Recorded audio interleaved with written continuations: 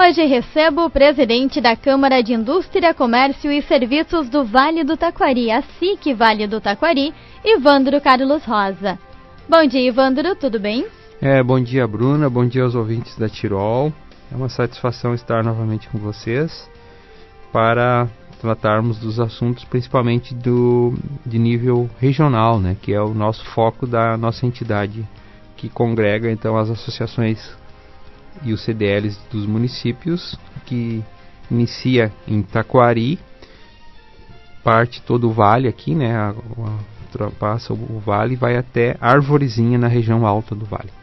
Bom, duas grandes enchentes atingiram cidades do Vale do Taquari em setembro e novembro. Nossa pauta principal hoje, né, Ivandro? E a entidade tem um levantamento ou uma análise do impacto delas na indústria, no comércio, nos serviços dessa região? Bom, logo que aconteceu o primeiro ciclone, né, que foi lá de 4 e 5 de setembro, a nossa preocupação sempre foi identificar as empresas que realmente tiveram impactos diretos, ou seja, aquelas que tiveram coluna de água dentro das suas lojas, dos seus estabelecimentos, portanto tiveram perdas totais, né, dos seus matéria-prima, estoque e mercadoria.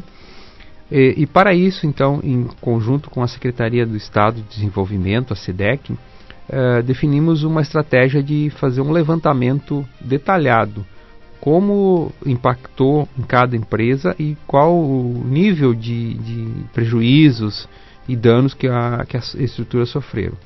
Mas para que não fosse apenas um levantamento da SIC Vale do Taquari, a Secretaria do Desenvolvimento então indicou a Junta Comercial do Estado do Rio Grande do Sul, onde tem cadastro dos contratos sociais, a documentação das empresas para participar. E também convidamos o SEBRAE, que é um ente federal. Então temos um ente estadual, um ente federal. E nesse levantamento a gente foi em cada cidade, nas associações comerciais, marcou um dia e fez um cadastro ativo das empresas. Ou seja, conversou uma por uma com o cadastro, identificando o nível das perdas, quais as perdas que efetivamente tinham sido impactadas em cada empresa, e qual a previsão de retorno, a necessidade de investimento, né? E dessas nós cadastramos 1.438 empresas. Dessas 1.438, a esmagadora maioria eram de micro e pequenas empresas, muitos do comércio, mas 76 empresas eram empresas de médio e grande porte, principalmente da indústria, que empregavam mais de 100 empregados cada uma. Isso surge um outro problema, um outro desafio, que é tu dar condição para essa empresa manter essas vagas de emprego e não demitir. Porque se tu não tem esse cuidado, tu cria um outro problema, que é a demissão. Esse colaborador não vai ter o seu salário no final do mês, portanto o comércio também não vai vender, né? Então desde lá a gente vem trabalhando. O que foi muito impactante, né? Então a gente já tinha feito todo o encaminhamento dessa documentação com o governo estadual, o governo federal, tinha algumas políticas públicas até já estavam sendo desenhadas. O que preocupou muito foi o segundo evento, né, climático, que realmente essa segunda enchente foi muito devastadora, porque ela acabou,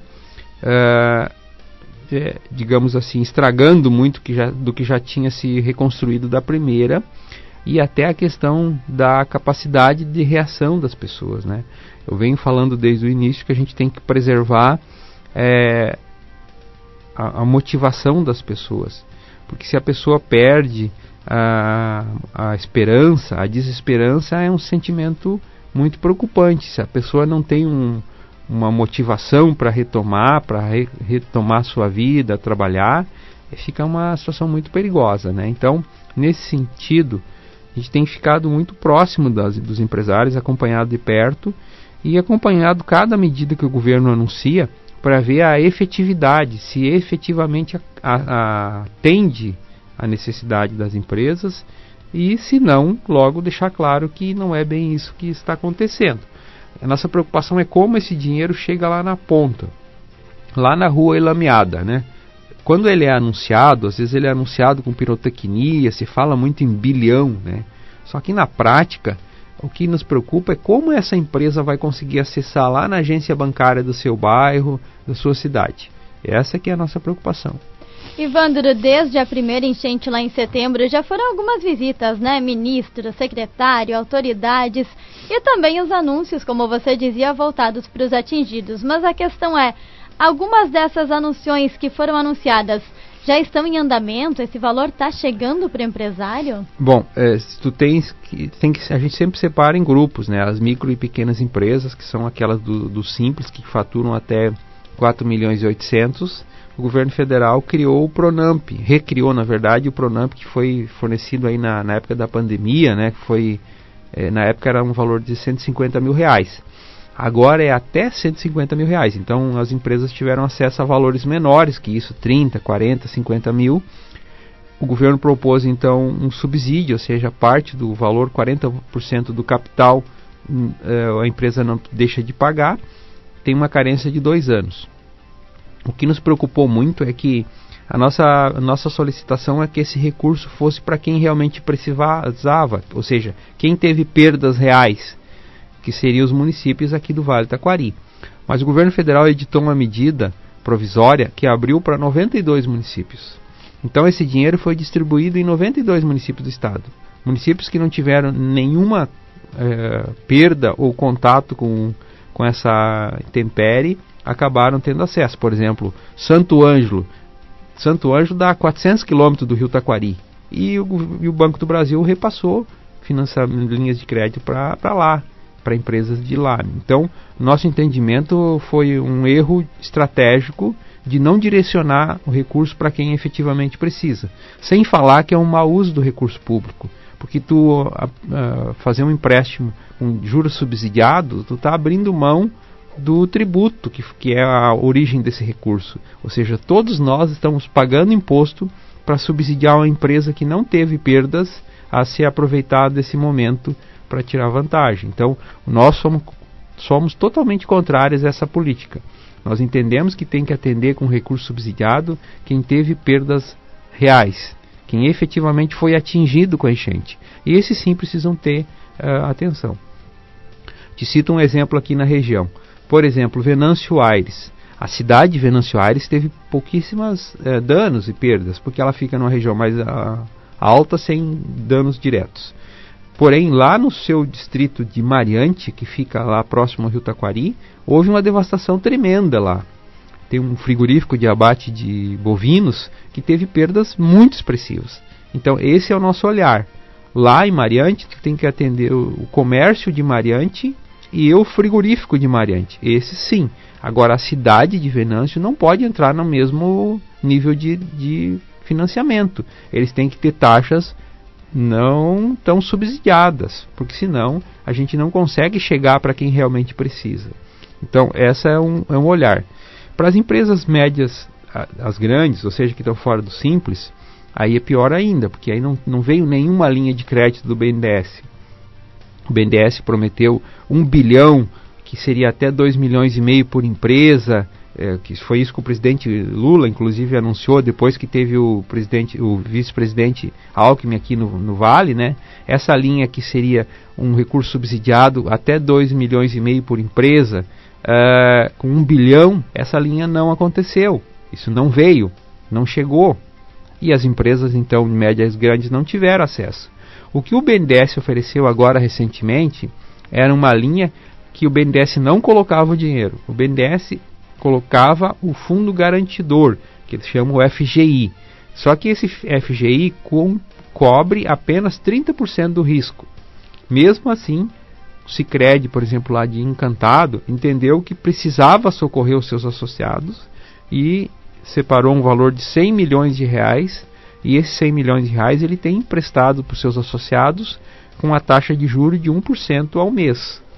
Enquanto o BNDES está sugerindo uma taxa de 1,75%, que é um valor mais de 20% ao ano, ou seja, um valor exorbitante, né?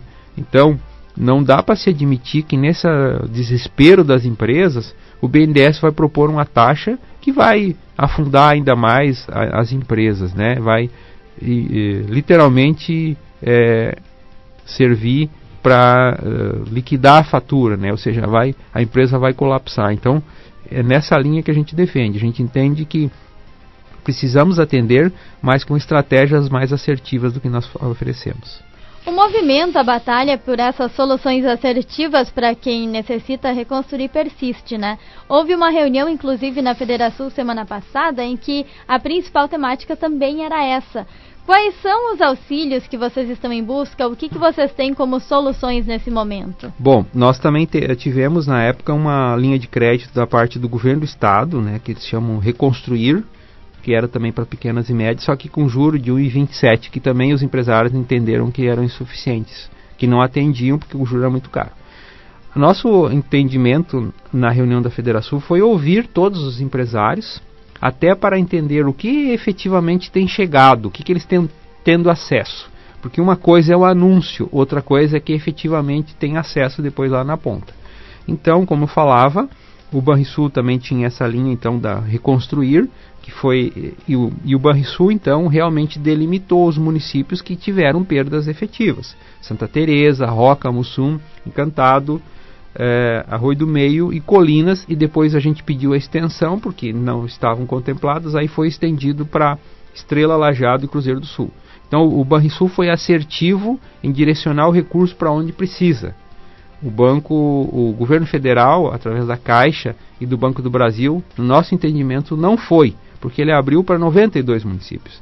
Então o que os empresários argumentam é que não estão tendo apoio para poder manter os empregos e retomar suas atividades. Muitos não vão conseguir manter a atividade onde estão, ou seja, estão tendo que comprar terrenos e construir uma planta do zero. Então vai envolver muitos recursos. E aí cito grandes empresas como Vidraçaria Lajadense, STW, né? Lá em Roca Salles, por exemplo, a Beira Rio teve perdas nas duas, mas a Beira Rio tem capacidade de investimento e ela se organizou para refazer. O Couros Bom Retiro, que estava com a gente lá também, tem duas plantas. Eles têm em Mussum e Roca Salles.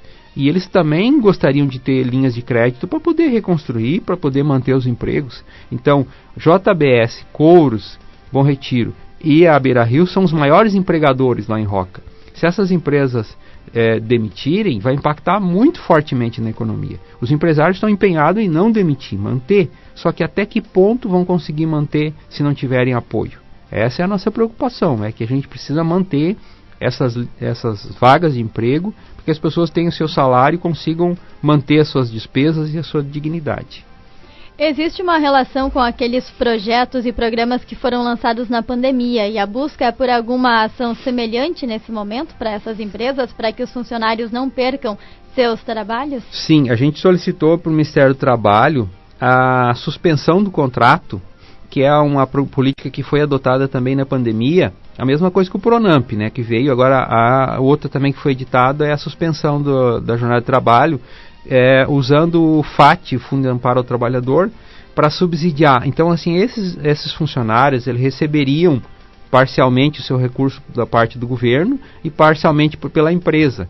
A ideia é que, por exemplo, a Vidraçaria Lajadense, que no segundo evento agora perdeu muito da sua estrutura, ela vai usar para não demitir os seus funcionários.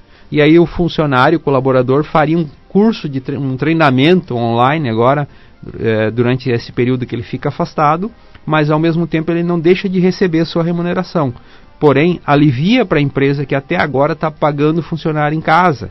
E aí ele também vai sangrando, né? A empresa vai perdendo a capacidade. Isso é uma solução que está sendo encaminhada. Bom, a partir dessas reuniões, de todo esse levantamento que foi feito, quais são os pensamentos, os planejamentos para as próximas ações a partir de agora? A nossa ação, o deputado Heitor Chu, que é do mesmo partido do vice-presidente da República, acompanhou a reunião. Ele essa semana vai organizar reuniões. A ideia é tratar com a bancada gaúcha e com o vice-presidente, que é o ministro da Indústria, Comércio e Serviço, para apresentar para eles o que efetivamente chegou e o que efetivamente se precisa, para que a gente consiga ter uma retomada. A ideia é que nós não podemos deixar do jeito que está, porque o governo diz que teve o auxílio, só que o auxílio não chegou a quem deveria ter acesso. Então a gente precisa esclarecer, porque é recurso público, né, que está sendo utilizado para essas linhas de crédito. E o nosso entendimento é, nós temos que dar condição para essas empresas retomar suas atividades, para elas produzirem novamente, até para gerar tributo para os municípios, porque senão nós vamos ter um problema muito sério no ano que vem. Esses municípios não vão ter arrecadação para poder cumprir os seus compromissos com educação, com saúde. E aí a economia do Vale fica muito fragilizada. Nós já tivemos esse problema sério que a gente está passando com a cooperativa Languiru aqui, que já só de janeiro para cá demitiu 2.470 funcionários, e aí, somado agora com essas outras dificuldades, né, porque o setor da proteína animal, o setor do leite vem passando uma dificuldade muito grande, que já não é de hoje, e aí somado com essa questão climática, daí fica cada vez mais insustentável, né? Então, a nossa preocupação a gente precisa manter o emprego e renda, para as pessoas terem condição de continuar consumindo e continuar tendo autonomia para comprar o que precisa para suas residências. Ivandro, agradecendo a tua participação no programa hoje, eu deixo um espaço para as tuas considerações finais. Bom, eu reforço, Bruna, a importância de a gente manter essa articulação nas associações comerciais, porque nós estamos ao lado do empresário e precisamos estar, porque o empresário sozinho muitas vezes não consegue demonstrar ou até se organizar para apresentar suas necessidades, e a associação comercial é o caminho de juntar forças, né? Recentemente estive aqui em Taquari também no CDL, lá a gente está fortalecendo o CDL, juntando com indústria e comércio também, para que cada vez mais façam frente ao desafio. Aqui em Paverama também, agora nos próximos dias, nós vamos ter a abertura uma nova planta da Fruc, ou seja, tem notícias boas acontecendo, a parte de alimentos, na parte de balas, pirulitos, tem feito grandes investimentos, tem exportado. Então a economia do Vale é dinâmica e é diversificada, que bom, mas a gente não pode deixar de trabalhar para que esses setores que nesse momento estão com dificuldade tenham apoio, porque isso são ciclos, né? E neste ciclo a gente precisa ajudar quem foi impactado pela enchente e quem é do setor da proteína e do leite, porque senão a região pode perder o dinamismo que tinha até aqui, que era praticamente de pleno emprego, né? A gente tinha uma condição razoável de infraestrutura, que é uma coisa que a gente também não pode deixar de olhar. As nossas estradas estão precisando de investimento, e é uma coisa que a SIC sempre acompanha, né? E precisa seguir, porque a logística faz muita diferença na nossa economia. Muito obrigada, boa semana. Muito obrigado e disponha.